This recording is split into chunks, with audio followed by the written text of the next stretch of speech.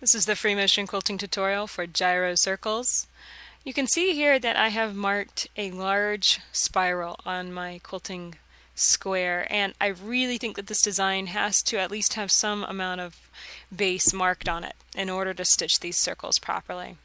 So to stitch it, you're going to start with a circle, and then you're going to stitch an overlapping circle. And I had mine overlap right through the middle of each other.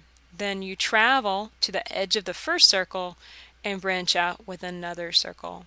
Again, I'm going to travel to the top of that circle and branch out. I found that it was actually easier to base the size of the circle if I traveled to that area, that point right there where I'm at, and branched off with a new one.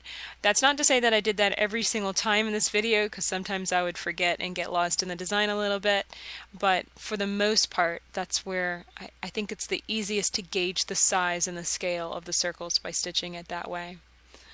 This is a design that's worked from the center to the outside of your quilting space, so it's going to work best in kind of the open, uncomplicated areas of your quilt. And there is nothing wrong with marking just your kind of your base spiral line. It actually really helps to keep the circles flowing and moving in the right direction and the right size. You can start using kind of the lines as a gauge, so that you have the two lines and you're gauging the distance right through the middle of the two lines in order to expand your circles to that size. So that way they form the correct shape and size.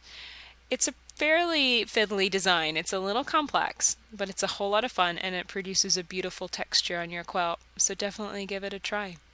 And here's what it looks like when you finish gyro circles.